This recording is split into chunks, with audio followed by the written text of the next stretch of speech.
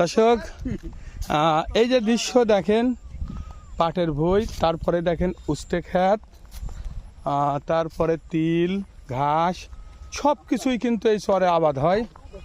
এই চরে কিন্তু সব কিছুই মানে খুব সুন্দরভাবে, এদিকে ঘাস আর পাট একসঙ্গেই হয়েছে। যাও সামনে যাও।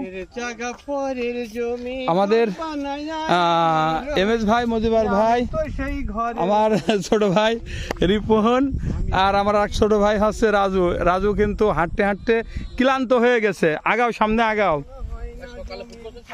সকালে ফুটবল খেলছে রাজু, এই জন্য। আসলে এরকম জায়গায় বেড়াতে কার না ভালো লাগে?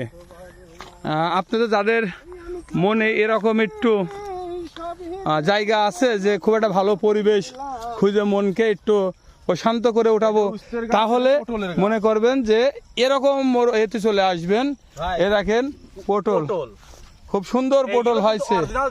হ্যাঁ, অরিজিনাল দেশাল পটল। এই দেখেন অনেক গাছের ভিতরে আরো হয়তো উঠাইছে, এর ভিতরে মরিচের গাছ লাগাইছে পাতলা পাতলা। গরমের কারণে মরিচ হয় নাই, কারণ মরিচ বেশি বৃষ্টিতেও হয় না, আবার বেশি খরাতেও হয় না। এই কারণে পটল গাছটা ভালো আছে। দেখেন মরিচ গাছটা, এ দেখেন সমস্যা হয়ে গেছে। দর্শক, আমাদের যে পরিবেশটা দেখেন, খুবই একটা সুন্দর পরিবেশ। এই পরিবেশে দেখেন আমাদের ভাই বাজার নিয়ে আমরা কিন্তু চলে আসছি। আপনারা যদি মনে চায় তাহলে কিন্তু এই পরিবেশে আপনারা চলে আসতে পারবেন, যখন তখন যে কোনো টাইমে চলে আসবেন। এখানে কিন্তু আসতে কোনো টিকিট লাগবে না, কোনো রকম কোনো ই লাগবে না। এই দেখেন এই অবস্থায় দেখেন, এখানে কিন্তু রাস্তা করে দিয়েছে। আমরা গ্রামে ঢুকবো, গ্রামে যাই ইনশাল্লাহ আপনাদের। ভাই কি করছেন? ভাই পাট নিচ্ছেন? ঘাস বেশি না পাট বেশি? ও ভাই তো ওইটা দাঁড়ান। ভাই যে পাট নিরাচ্ছে, ভাইয়ের খেতে হচ্ছে পাটের চাইতেন ঘাসটা একটু বেশি হয়ে গেছে। তো আসলে এই সমস্যা। কিন্তু পাশের ভুঁইতে তো একটু ভালো। এই ভুঁইটা কার? মানে আপনার কোনো আত্মীয়র? চাচার? আপনার চাচার না চাচা শ্বশুর না খালু শ্বশুর? ও আচ্ছা আচ্ছা, প্রতিবেশী। দেখেন দর্শক,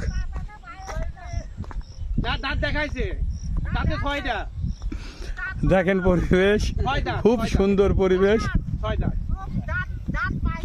ভাই আপনি কি আনতে যাচ্ছেন? ও আপনি খের, আপনি খের না, আপনি খের আনতে যাচ্ছেন? ও ভাই খের না, ভাই খের আনতে যাচ্ছে। ভাই আপনার বাড়ি কোনে? বাড়ি তো খাটচরে, এই জায়গাটা বাসা আমার। ও এই বাগানের মধ্যে রাখবেন যাতে পরে যাতে না। আপনারা কি করতেছেন? ও আচ্ছা আচ্ছা, ভাই বুঝতে পারছে। ভাই প্রথম বলে ফেলছে ভাই আমি খের, কিন্তু উনি একজন মানুষ আনতে যাচ্ছে খের। ভাইরে দেখেন, এখানে সবজি চাইতেন, ঘাসের আমদানিটা একটু বেশি হয়ে গেছে। ভাই আপনারা কি উঠাচ্ছেন? ঘাস না সবজি খেত?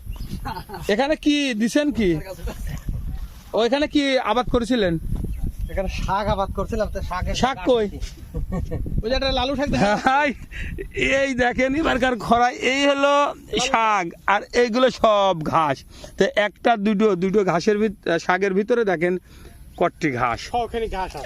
এই হচ্ছে এবার হচ্ছে ফসলের যে অবস্থা, কারণ হচ্ছে বৃষ্টি হয় নাই। বৃষ্টি হলে কিন্তু আগাছাগুলো দুমড়ে যায়। কিছু আগাছা আছে বৃষ্টিতে হতে পারে না, এই সেই আগাছাগুলো এগুলো কিন্তু বৃষ্টিতে দুমড়ে যায়। আর তখন কিন্তু ঘাসগুলো, শাকগুলো ভালো হতো। আর এমনি ঘাসগুলো তখন কিন্তু উঠাই দিলেই হতো। কিন্তু এমন একটা পর্যায়ে চলে গেছে, এখন হচ্ছে আপনার ঘাসটাই হচ্ছে বড় হয়ে গেছে।